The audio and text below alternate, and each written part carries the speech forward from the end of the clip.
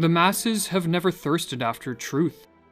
They turn aside from evidence that is not to their taste, preferring to deify error if error seduce them. Whoever can supply them with illusions is easily their master. Whoever attempts to destroy their illusions is always their victim. Diseases of the body can spread through a population and reach epidemic proportions, but so too can diseases of the mind. And of these epidemics of the latter variety, the mass psychosis is the most dangerous. During a mass psychosis, madness becomes the norm in a society, and delusionary beliefs spread like a contagion. But as delusions can take many forms, and as madness can manifest in countless ways, the specific manner in which a mass psychosis unfolds will differ based on the historical and cultural context of the infected society. In the past, mass psychoses have led to witch hunts, genocides, and even dancing manias.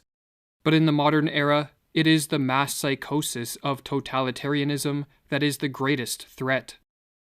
Totalitarianism, writes Arthur Versluis, is the modern phenomenon of total centralized state power, coupled with the obliteration of individual human rights. In the totalized state, there are those in power, and there are the objectified masses, the victims.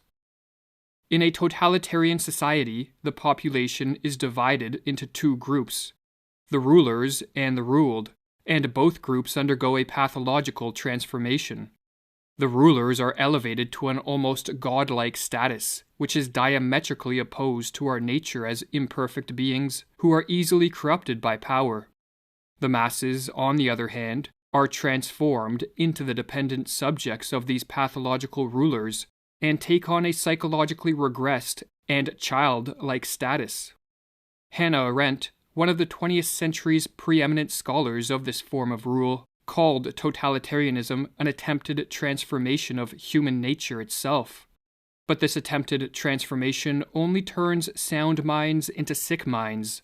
For as the Dutch medical doctor who studied the mental effects of living under totalitarianism wrote, "There is in fact much that is comparable between the strange reactions of the citizens of totalitarianism and their culture as a whole, on the one hand, and the reactions of the sick schizophrenic on the other. The social transformation that unfolds under totalitarianism is built upon and sustained by delusions. For only deluded men and women regress to the childlike status of obedient and submissive subjects, and hand over complete control of their lives to politicians and bureaucrats.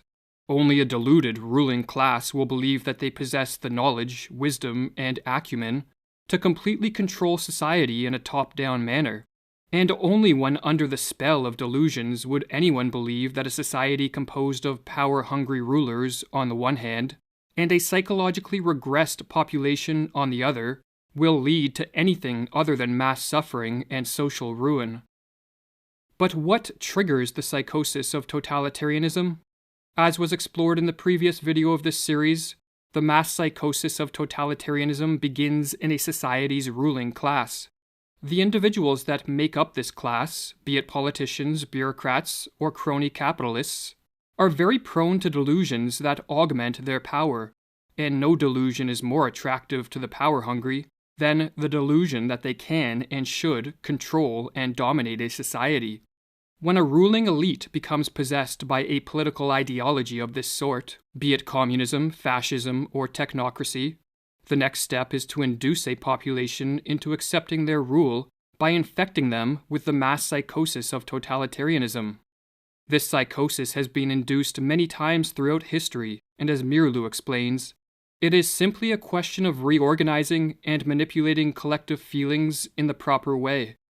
The general method by which the members of a ruling elite can accomplish this end is called menticide, with the etymology of this word being a killing of the mind.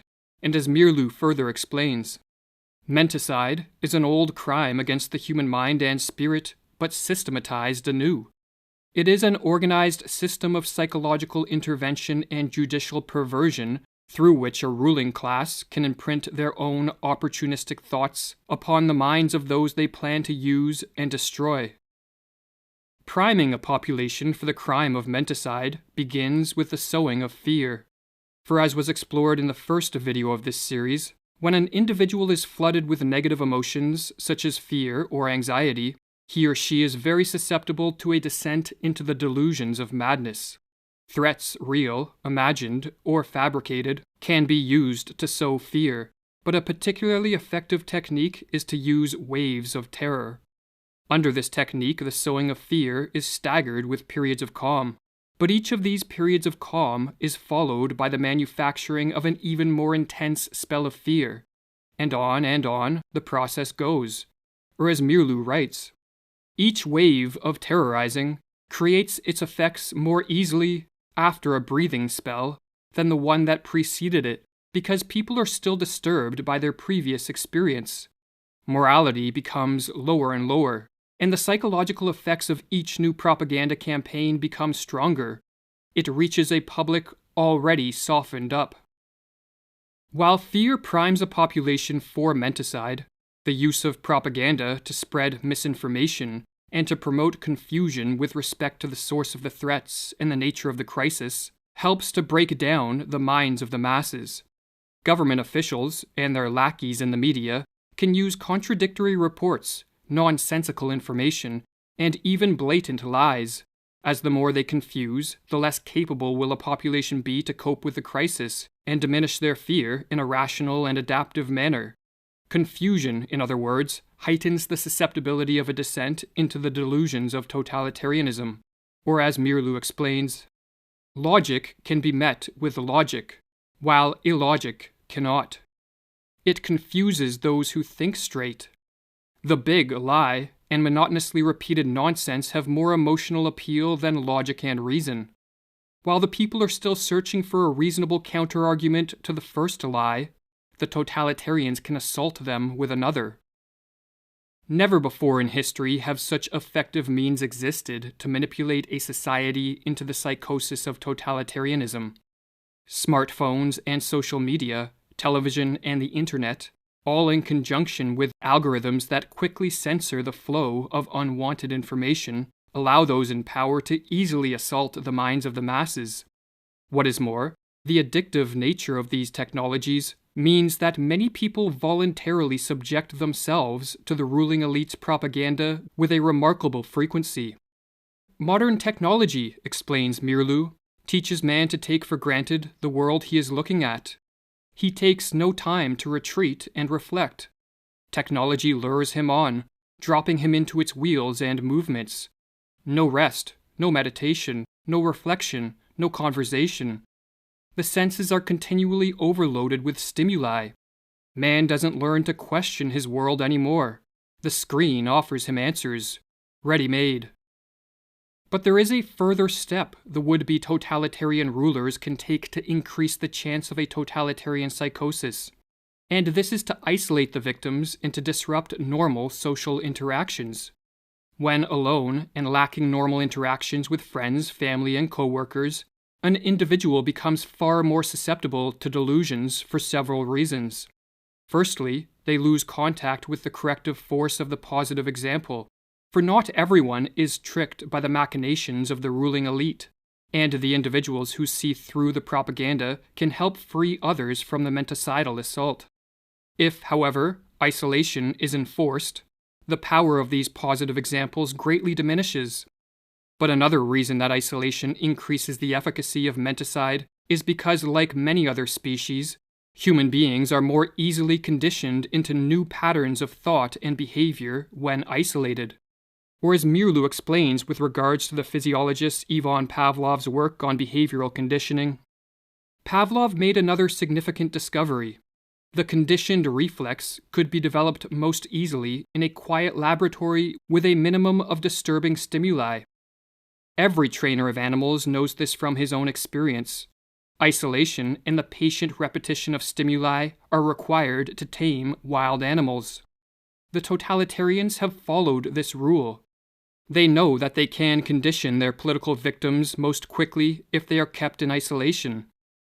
Alone, confused, and battered by waves of terror, a population under an attack of menticide descends into a hopeless and vulnerable state.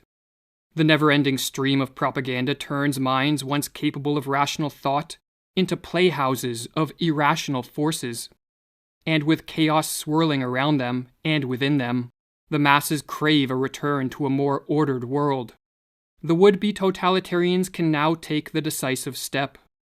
They can offer a way out and a return to order in a world that seems to be moving rapidly in the opposite direction. But all this comes at a price. The masses must give up their freedom and cede control of all aspects of life to the ruling elite. They must relinquish their capacity to be self-reliant individuals who are responsible for their own lives, and become submissive and obedient subjects. The masses, in other words, must descend into the delusions of the totalitarian psychosis. Totalitarianism, writes Mirlu, is man's escape from the fearful realities of life into the virtual womb of the leaders. The individual's actions are directed from this womb, from the inner sanctum. Man need no longer assume responsibility for his own life. The order and logic of the prenatal world reign. There is peace and silence, the peace of utter submission. But the order of a totalitarian world is a pathological order. By enforcing a strict conformity and requiring a blind obedience from the citizenry, totalitarianism rids the world of the spontaneity that produces many of life's joys and the creativity that drives society forward. The total control of this form of rule, no matter under what name it is branded, be it rule by scientists and doctors, politicians and bureaucrats, or a dictator, breeds stagnation, destruction, and death on a mass scale. And so perhaps the most important question facing the world is how can totalitarianism be prevented? And if a society has been induced into the early stages of this mass psychosis, can the effects be reversed? While one can never be sure of the prognosis of a collective madness, there are steps that can be taken to help effectuate a cure. This task, however, necessitates many different approaches from many different people. For just as the menticidal attack is multi-pronged, so too must be the counterattack. According to Carl Jung, for those of us who wish to help return sanity to an insane world, the first step is to bring order to our own minds and to live in a way that provides inspiration for others to follow. It is not for nothing that our age cries out for the Redeemer personality, for the one who can emancipate himself from the grip of the collective psychosis and save at least his own soul, who lights a beacon of hope for others, proclaiming that here is at least one man who has succeeded in extricating himself from the fatal identity with the group psyche. But assuming one is living in a manner free of the grip of the psychosis, there are further steps that can be taken. Information that counters the propaganda should be spread as far and as wide as possible, for the truth is more powerful than the fiction and falsities peddled by the would-be totalitarian rulers, and so their success is in part contingent on their ability to censor the free flow of information. Another tactic is to use humor and ridicule to delegitimize the ruling elite, or as Mirlu explains, we must learn to treat the demagogue and aspirant dictators in our midst with the weapon of ridicule. The demagogue himself is almost incapable of humor of any sort, and if we treat him with humor, he will begin to collapse. A tactic recommended by Václav Havel, a political dissident under Soviet communist rule, who later became president of Czechoslovakia, is the construction of what are called parallel structures. A parallel structure is any form of organization, business, institution, technology, or creative pursuit that exists physically within a totalitarian society, yet morally outside of it. In communist Czechoslovakia, Havel noted that these parallel structures were more effective at combating totalitarianism than political action. Furthermore, when enough parallel structures are created, a second culture, or parallel society, spontaneously forms and functions as an enclave of freedom and sanity within a totalitarian world. Or as Havel explains in his book, The Power of the Powerless. What else are parallel structures than an area where a different life can be lived? A life that is in harmony with its own aims, and which in turn structures itself in harmony with those aims. What else are those initial attempts at social self-organization than the efforts of a certain part of society to rid itself of the self-sustaining aspects of totalitarianism, and thus to extricate itself radically from its involvement in the totalitarian system? But above all else, what is required to prevent a full descent into the madness of totalitarianism is action by as many people as possible. For just as the ruling elite do not sit around passively, but instead take deliberate steps to increase their power, so too an active and concerted effort must be made to move the world back in the direction of freedom. This can be an immense challenge in a world falling prey to the delusions of totalitarianism, but as Thomas Paine noted, tyranny, like hell, is not easily conquered. Yet we have this consolation with us, that the harder the conflict, the more glorious the triumph.